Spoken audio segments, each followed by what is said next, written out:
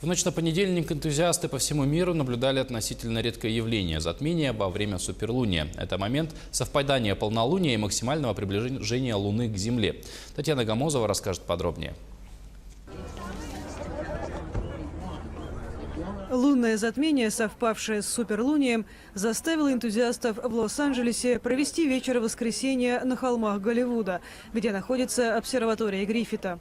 На западном побережье США это относительно редкое астрономическое явление началось после 21 часа. Желающие увидеть его крупным планом могли воспользоваться телескопами. Кроме того, собравшиеся слушали объяснения профессиональных астрономов. Сегодня мы увидим суперлуну. Это значит, что в полнолуние она подошла близко к Земле. Это также волчья луна, полнолуние в январе, и кровавая луна, поскольку это еще и полное затмение. Некоторые называют это явление суперволчье кровавое лунное затмение. Всего у обсерватории собрались больше 1500 человек. Хорошо разглядеть красно-бурый оттенок Луны удалось жителям Чили.